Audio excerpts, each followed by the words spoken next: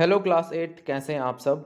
आज की इस वीडियो में हम देखेंगे क्लास 8 सामाजिक एवं राजनीतिक जीवन का चैप्टर नंबर 10 और चैप्टर का नेम आप देखो, कानून और सामाजिक न्याय। ठीक है, तो इस वीडियो में हम इस चैप्टर के क्वेश्चन आंसर्स को सॉल्व करेंगे। तो आप अपनी कॉपी और पेन उठाओ और चलो मेरे साथ क्वेश्चन आंसर्स को सॉल्व करने। तो देखो स्टूडेंट्स, यहाँ पर सबसे पहला प्रश्न आपके पास आता है प्रश्न अभ्यास पाठ्य पुस्तक से। में प्रश्न एक देखो, दो मजदूरों से बात करके पता लगाएं कि उन्हें कानून द्वारा तय किया गया न्यूनतम वेतन मिल रहा है या नहीं। ठीक है, इसके लिए आप निर्माण मजदूरों, खेत मजदूरों, फैक्ट्री मजदूरों या किसी किसी दुकान पर काम करने वाले मजदूरों से बात कर सकते हैं। ठीक है, यानी कि आपको दो मजदूरों से बात करनी है। ठीक है, और पता लगाना है कि सरकार द्वारा जो न्यूनतम मजदूरी है क्या उन्हें ये मिल रही है या नहीं मिल रही है। ठीक है, तो ये आपको स्वयं करना होगा। ठीक है, आप अपने आसपास देखो, जो मजदूर हैं उनसे आप पूछो। ठीक है, उनको कितनी वेतन मिल रही है, उस हिसाब से आप इसमें लिख सकते हो। अब देखो प्रश्न 2 है यहाँ पर। इसमें आप लिखोगे, विदेश कंपनियों को भारत में अपने कारखाने खोलने से क्या फ़ायदा है। अब जो विदेशी कंपनियां हैं वो जब भारत में आकर अपने कारखाने खोलते हैं तो उनको क्या फ़ायदा होता है। तो देखो इसका उत्तर आप लिखोगे, विदेशी कंपनियों को फ़ायदा।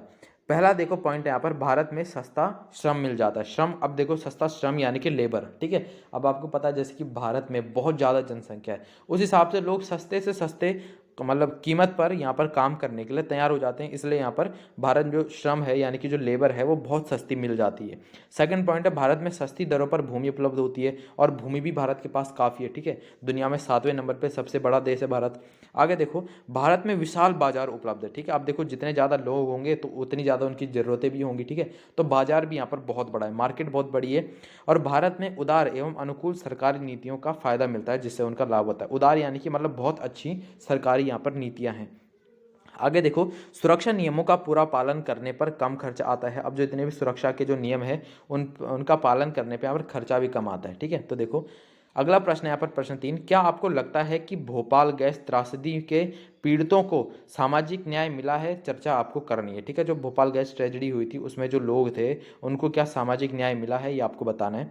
तो देखो उत्तर आप लिखोगे, भोपाल गैस त्रासदी से पीड़ितों को सामाजिक न्याय नहीं मिला है, क्योंकि देखो पीड़ितों को घटना के 24 साल बाद भी न्याय के लिए संघर्ष करना पड़ रहा है, यानी कि आज तक वो अपने न्याय के लिए यहाँ पर संघर्ष करते जा रहे हैं। ठीक है, वे पीने के साफ पानी, स्वास्थ्य सुविधाओं और यूनियन कार्बाइड के जहर से ग्रस्त लोगों के लिए नौकरियों व उचित मुआवजे की मांग कर रहे हैं।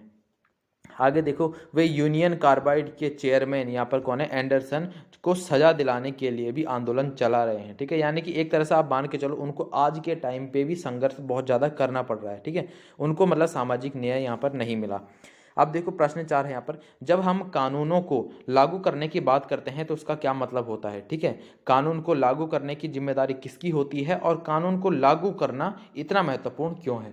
तो देखो उत्तर आप लिखोगे, कानून को लागू करने का मतलब क्या होता है। तो कानून को लागू करने का मतलब होता है कि कानून केवल बनाए ही ना जाए। ठीक है, यानी खाली उनको बनाए ही नहीं बल्कि उनको व्यवहार में भी लाना जरूरी है, यानी कि उनको हम फॉलो भी करें। ठीक है, आगे देखो, कानून लागू करने की जिम्मेदारी किसकी होती है। तो देखो कानून बनाने का काम विधायिका करती है और कानून को लागू करने का काम कार्यपालिका यानी कि सरकार का होता है। ठीक है, फिर देखो कानून को व्यवहार में लाना क्यों जरूरी है, यानी कि कानून को हम मतलब फॉलो, हम हमारा कर कानून जो बना रखे हैं उनको हमें फॉलो करना क्यों जरूरी है। तो देखो नॉर्मल सी बात है, कानून बनाए ही इसलिए जाते हैं फॉलो करने के लिए। आगे देखो, कानून को जब तक लागू नहीं किया जाता तब तक बनाए गए कानून का कोई महत्व नहीं है। ठीक है, यानी कि जब तक उसको लागू ना करें किसी कानून को हम, तब तक उसका कोई महत्व नहीं है कानून का। जब कोई कानून ताकतवर लोगों से कमजोर लोगों की रक्षा के लिए बनाया जाता है तो उसको लागू करना और भी महत्वपूर्ण हो जाता है। अब देखो कई बार ऐसे कानून बनाए जाते हैं जो ताकतवर लोग होते हैं उनके खिलाफ बनाए जाते हैं। ठीक है, कि वो जो थोड़े कमज़ोर लोग हैं उनका शोषण ना कर पाएँ, उनकी रक्षा के लिए। तो इस तरह के कानूनों को लागू करना और भी ज़्यादा महत्वपूर्ण होता है, क्योंकि कानून को लागू होने से उनके हितों की रक्षा होगी। अब कानून लागू करके ही सरकार व्यक्तियों या निजी कंपनियों की गतिविधियों को नियंत्रित कर सकती है ताकि सामाजिक न्याय सुनिश्चित किया जा सके।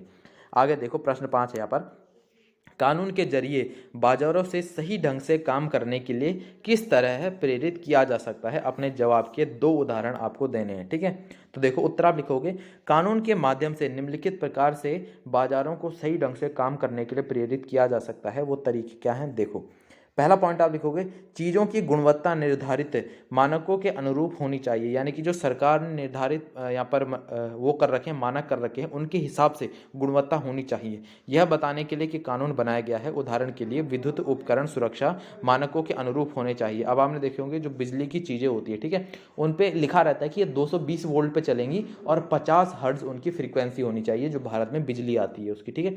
अब उससे ऊपर कोई अगर यहाँ पे इलेक्ट्रिसिटी की चीज़ें बन रही हैं तो वो नहीं चल पाएंगी या तो ख़राब हो जाएंगी, आपको पता होगा, ठीक है। भारत में 220 वोल्ट दी जाती है और जो हर्ट्ज होती है, फ्रीक्वेंसी होती है लाइट की, वो कितनी होती है, 50 हर्ट्ज होती है, ठीक है। फिर देखो, कीमतों को नियंत्रण में रखने वाले कानून आवश्यक वस्तुओं की कीमतों जैसे कि चीनी, दाल, तेल आदि, अनाज आदि का नियंत्रण रखना होता है, ठीक है। यानी कि जो नॉर्मल आदमी के लिए भी जरूरी है, ठीक है। आप देखो, जो अमीर आदमी वो तो कुछ भी ले सकता है, लेकिन गरीब आदमी के लिए कम से कम खाना पीना तो सब कुछ यहाँ पर होना चाहिए, इसलिए इन सब चीज़ों की कीमतें कम होनी चाहिए, जैसे कि चीनी, दाल, तेल, अनाज, ये सब चीज़ें आदि। आगे देखो, प्रश्न 6 है आपके पास। मान लीजिए कि आप एक रासायनिक फैक्ट्री में काम करने वाले मजदूर हैं, ठीक है, यानी कि आप केमिकल फैक्ट्री में काम करते हैं। सरकार ने कंपनी को आदेश दिया कि वह वर्तमान जगह से 100 किलोमीटर दूर किसी दूर स्थान पर अपना कारखाना खोले, जहां पर अभी है, मतलब वहां से 100 किलोमीटर दूर चले जाए, ठीक है। और इससे आपकी ज़िंदगी पर क्या असर पड़ेगा, अपनी राय पूरी कक्षा के सामने पढ़कर सुनाए। अब देखो, आप उस कंपनी में काम करते हो, यानी कि आपका वहां से घर चल रहा है। अब वो कंपनी अगर 100 किलोमीटर दूर चली जाती है तो आपको भी वहां जाकर पलायन करना पड़ेगा, अपने बच्चों को, मतलब सब जो होता है, अपनी फैमिली को, सबको आपको वहां ले जाना पड़ेगा, ठीक है। तो देखो इसमें क्या क्या प्रॉब्लम्स आपको आएंगी। तो देखो, एक मजदूर की जिंदगी पर पड़ने वाले प्रभाव क्या होंगे। नए स्थान पर रहने की व्यवस्था करनी पड़ेगी। अब नई जगह जाएंगे तो व्यवस्था तो करनी पड़ेगी। नई जगह पर जाकर बसने में दिक्कतें आएंगी और आर्थिक बोझ भी बढ़ेगा, यानी कि इकोनॉमिकल बोझ जिसे बोलते हैं, पैसों की। बच्चों की शिक्षा भी प्रभावित होगी, ठीक है, क्योंकि नई जगह पर शिक्षा की सुविधा किस प्रकार की है, यह बात महत्वपूर्ण भूमिका निभाएगी, है ना। और एक स्थान पर उपलब्ध परिवहन सुविधाएं, स्वास्थ्य सुविधाएं, बादर सुविधाएं यहाँ पर कैसी हैं, ठीक है, और यह बात भी मजदूर की जिंदगी को प्रभावित करेंगी। ये सारी चीज़ें आप लिख सकते हो। प्रश्न 7 देखो, इस इकाई में आपने सरकार की विभिन्न भूमिकाओं के बारे में पढ़ा है, तो इनके बारे में एक अनुच्छेद आपको लिखना है। इस इकाई यानी कि इस चैप्टर में आपने सरकार की बहुत सारी भूमिकाओं के बारे में पढ़ा, तो इसके बारे में आपको एक अनुच्छेद लिखना है। तो कैसे लिखोगे, देखो, सरकार की विभिन्न भूमिकाएं, प्रत्येक व्यक्ति को विभिन्न जन सुविधाएं जैसे कि पानी, स्वास्थ्य, स्वच्छता, बिजली, परिवहन तथा विद्यालय आदि उपलब्ध कराना, ठीक है, हर एक व्यक्ति को, क्योंकि ये नॉर्मल नीड है, यानी कि एक आम आदमी को भी इन सब चीज़ों की जरूरत होती है। सरकार बजट पेश करती है। सरकार बजट में वर्ष के आय तथा व्यय और आने वाले वर्ष की योजनाओं के लिए पैसे की व्यवस्था कैसे की जाएगी। सरकार कानून बनाती है तथा इस बात को भी सुनिश्चित करती है कि कानून को कैसे लागू किया जाए। और सरकार यह भी सुनिश्चित करती है कि संविधान में वर्णित जो मौलिक अधिकार है उनका कोई हनन ना करे, यानी कि उनको मतलब एक तरह से कोई मतलब ठुकराए ना, ठीक है, मतलब जो कानून बनाए गए हैं, मौलिक अधिकार बनाए गए, उनके खिलाफ ना जाए कोई। आगे देखो, प्रश्न 8 है आपके पास। आपके इलाके में पर्यावरण को दूषित करने वाले स्रोत कौन से हैं, ठीक है, यानी कि जिनसे पर्यावरण दूषित होता है। तो हवा, पानी और मिट्टी में प्रदूषण के संबंध में आपको चर्चा करनी है और प्रदूषण को रोकने के लिए आप किस किस तरह के कदम उठाएंगे, क्या आप कोई और उपाय सुझा सकते हैं, ये आपको बताना है, ठीक है। तो देखो, पर्यावरण को दूषित करने वाले स्रोत क्या क्या होते हैं, ठीक है। तो देखो, हवा, हवा को कौन दूषित करता है, फैक्ट्रियों और यातायात के साधनों से निकलता हुआ धुआं, ठीक है, यानी कि आपने देखो फैक्ट्रीज जो होती हैं और गाड़ियां खास करके, जिनसे कि कार्बन मोनोऑक्साइड निकलती है, ठीक है, गाड़ियां जो चलती हैं तो वो हवा को पॉल्यूशन करती हैं, ठीक है, पॉल्यूट करती हैं। आगे देखो, पानी, गंदे नालों का पानी, ठीक है, सीवर का पानी, कारखानों का गंदा पानी, ये सब जो इसमें निकलता है। अब देखो फिर है उसके बाद यहाँ पर मिट्टी, तो फैक्ट्रियों का दूषित जल व कचरा, घरों का गंदा पानी व कूड़ा कचरा, ये सब मिट्टी में आकर मिट्टी को दूषित करते हैं।